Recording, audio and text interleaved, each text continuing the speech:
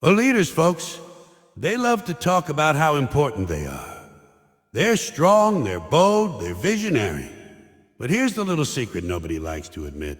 A leader is nothing without followers. A leader without followers is just a nut standing in the street talking to himself.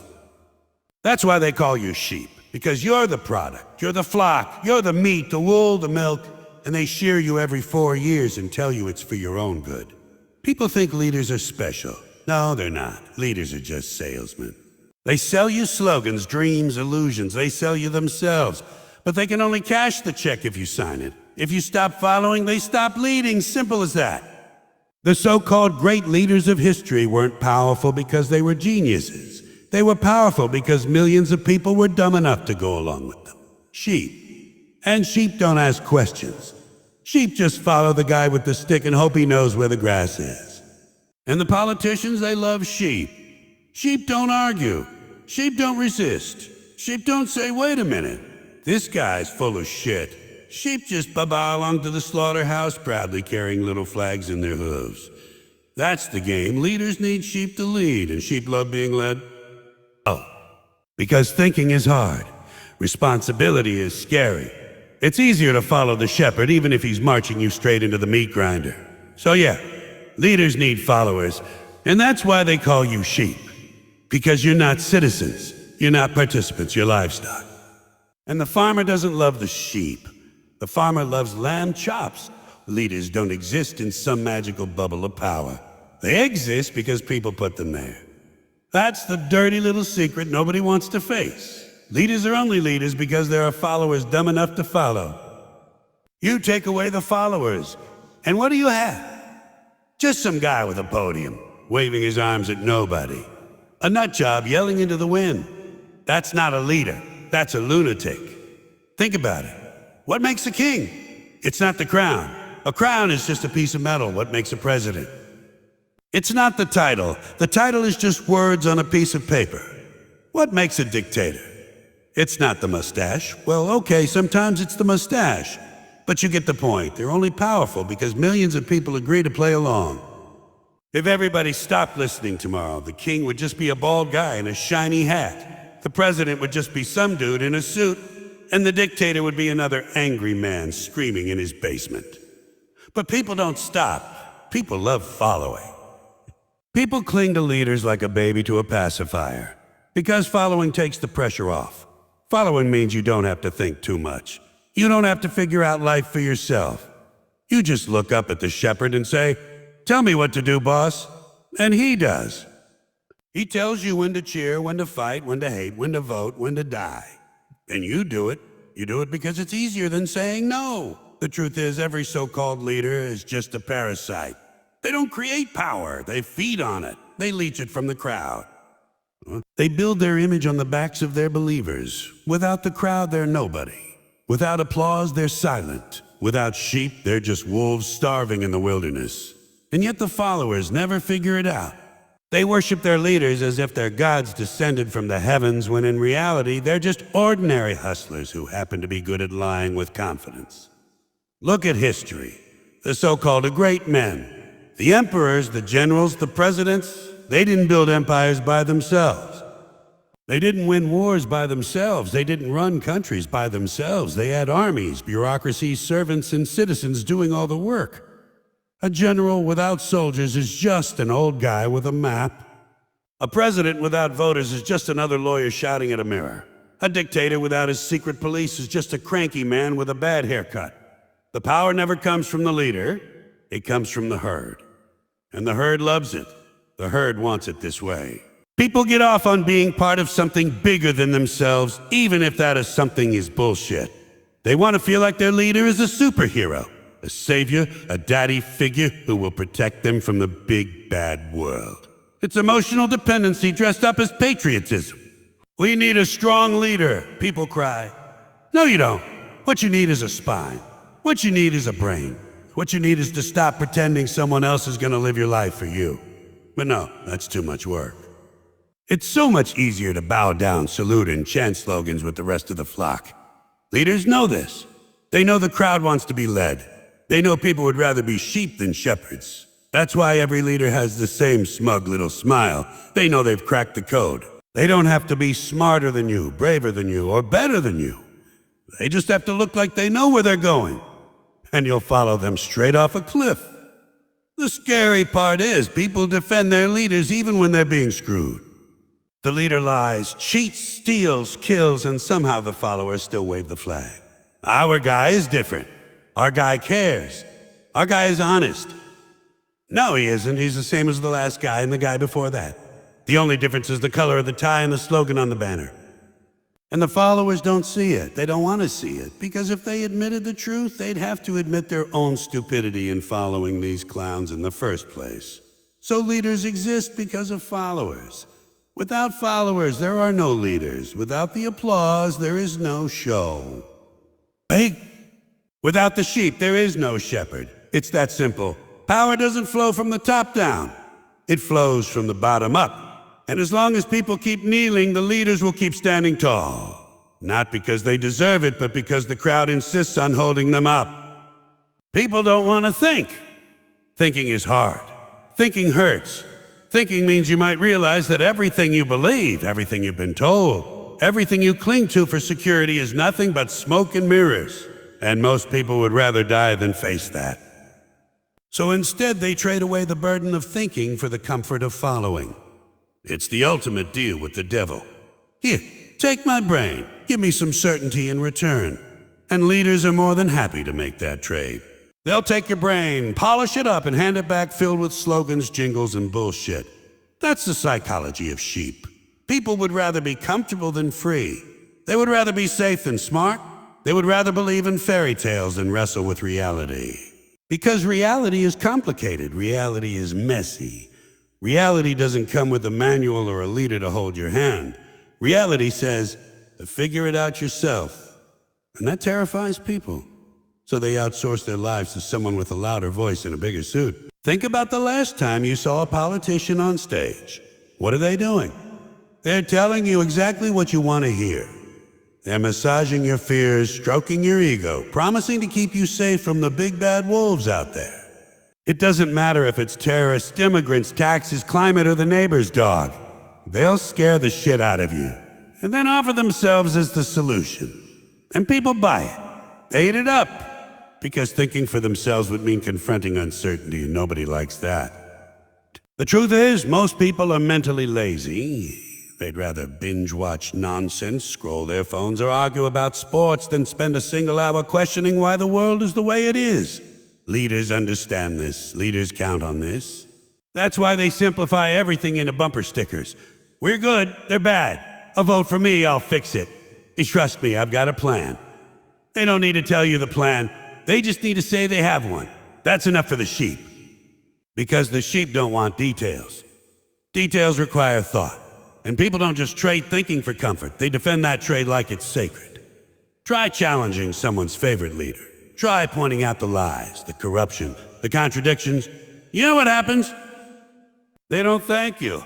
They don't say, "Oh, wow, thanks for helping me think more clearly." No, they get angry. They fight you.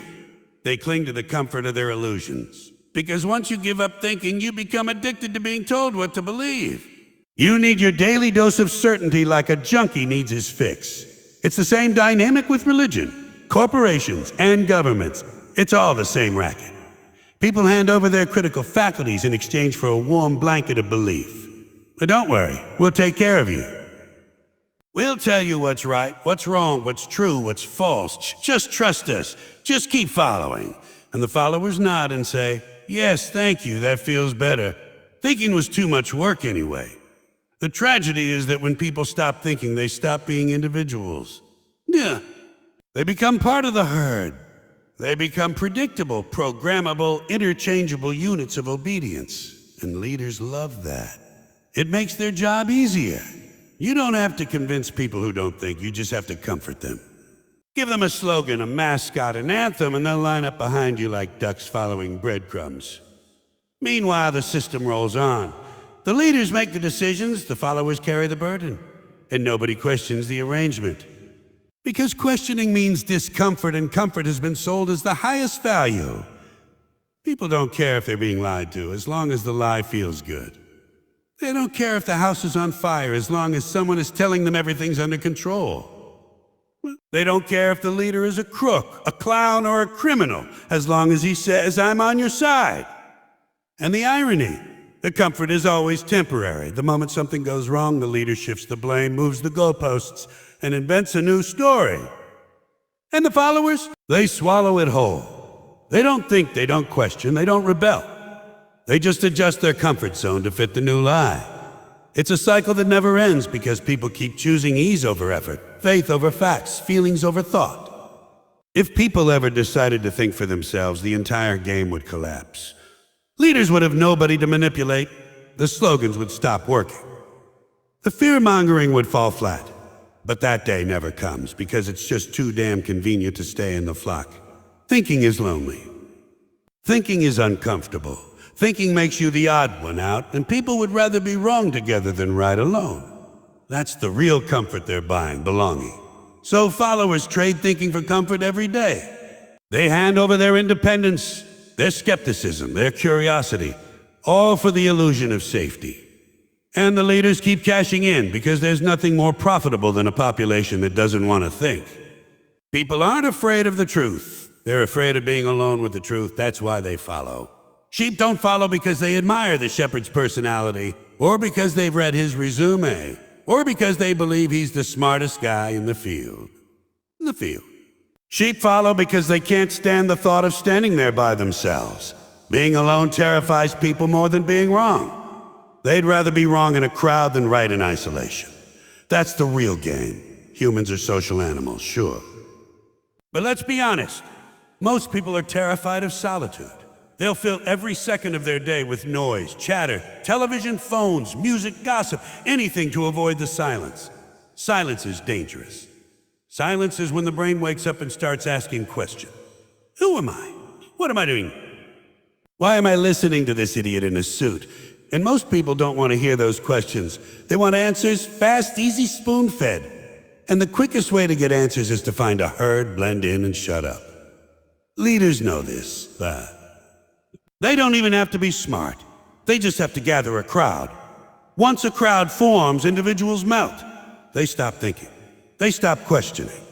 They feel safe in the mass of bodies, the chanting, the waving flags. It's like a drug.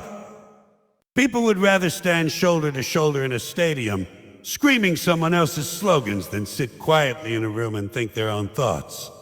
That's the addiction of the herd. Look at politics. Look at rallies. It's not about policy or facts or logic, it's about belonging. It's about the thrill of being surrounded by thousands of people who all believe the same thing at the same time. That's why people wear the hats, wave the banners, put bumper stickers on their cars. Not about the leader, it's about the crowd. It's about the safety of numbers.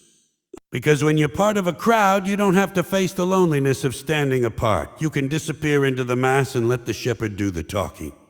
And it's not just politics. It's religion, corporations, culture, entertainment. The same principle applies. People flock to churches not just for God, but for community. People join companies not just for money, but for belonging. People watch the same shows, wear the same clothes, buy the same junk. Not because they need it, but because it makes them feel part of something bigger. Nobody wants to be the oddball, the outsider, the loner. People fear that more than death. You can scare someone into killing for a leader if the only alternative is standing alone. The fear of being alone is what keeps the herd moving. They don't care where the leader is taking them as long as they're not left behind. March them into a war, march them into debt, march them off a cliff. Doesn't matter. The sheep will follow. Because the terror of isolation outweighs the danger of blind obedience, and the shepherd knows it. He doesn't need to be right. He just needs to be in front. As long as he's waving his arms and promising safety, the sheep will march happily behind him. The irony is, people worship independence as an idea. They cheer for freedom, individuality, self-expression. But in practice, they run from it. Freedom means being alone with your own choices. Individuality means standing apart from the crowd. Self-expression means risking rejection. And that's unbearable for most people, so they chant of freedom. While marching in lockstep, they celebrate individuality while wearing uniforms. And they talk about self-expression while parroting someone else's script. That's the punchline. Sheep don't want shepherds because shepherds are wise. They want shepherds because sheep are scared. Scared of being different, scared of standing out, scared of being left behind in the cold. So they look around, find the biggest flock, and dive in headfirst. It doesn't matter if the flock is running in circles or charging off a cliff. At least they're not alone. At least they're surrounded by familiar faces chanting the same nonsense. And if you ever step away from the flock, you'll see how much hostility it triggers. Try breaking away. Try walking your own path. You'll be labeled, attacked, called crazy, unpatriotic, dangerous, even evil. Why? Because your independence threatens the illusion of safety the herd clings to. If you stand alone, you prove it's possible. And that terrifies them. Because if you're right, then they're wrong. And they can't face being wrong alone. So they drag you back into the crowd, mock you, punish you, anything to preserve the illusion that following is safer than thinking. And the leaders, they don't care. They're just happy to ride the wave. They don't need to control everyone individually. They just need to control the herd. Once the herd is in motion, individuals don't matter. The fear of isolation does the work for them. That's why the sheep follow. Not because the shepherd is great, not because the path is wise, not because the future is bright. They follow because the alternative is too scary. They follow because being alone with their own mind is unbearable. They follow because silence is louder than any speech, and solitude is a mirror most people don't want to look into. So when you strip it all down, the truth is simple. Leaders don't exist without followers, and followers only exist because they're too damn scared to stand on their own. It's a sick little bargain. They hand over their minds for comfort, their independence for safety, and their individuality for the warm embrace of the herd. And in the end, what do they get? The same recycled lies, the same empty promises, the same shepherds leading them in circles. The leaders pretend to be in charge. The followers pretend to be free, and everybody's happy in their little roles. But make no mistake, it's not leadership, it's not democracy, it's not freedom. It's a flock marching off a cliff that smiles on their faces. Because being sheep is easier than being human. And that's why the shepherds will always win. Not because they're strong, but because the sheep never learn how to walk alone.